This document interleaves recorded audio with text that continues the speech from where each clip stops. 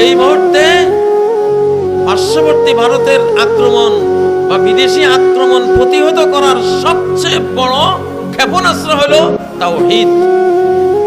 তাওহীদ। আর সবচেয়ে বড় আক্রমণ টেনে আনার পাপ হলো শিরিক। ঠিক নাকি?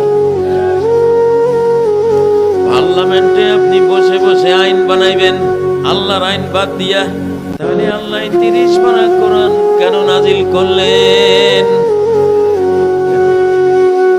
শরিয়া আইন মানি না। কত বড় মুশরিক, কত বড় শিরকে আকবার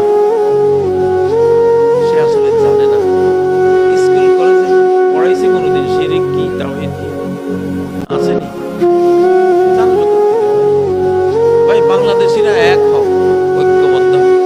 বা আমি সব দলের সাথে আছি যারা বাংলাদেশে আছে ইমানের শর্তে।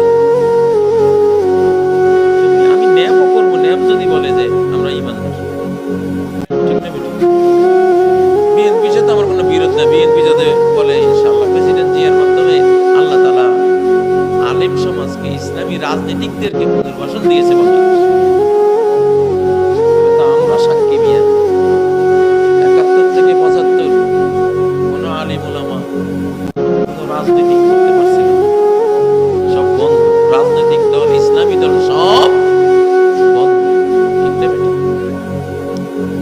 জিয়া যেদিন ক্ষমতায় আসে তার আগের রাত্রে আমার এক কলিগ মাওলানা সুলতান আহমদ রহমতুল্লাহ আলাইহি, কোরআনের শিক্ষক, উনি নিজে বলছেন আমাদের, তার কানে শোনা, অনেক বড় আলেম উস্তাদ, লক্ষ্মীপুর জেলা।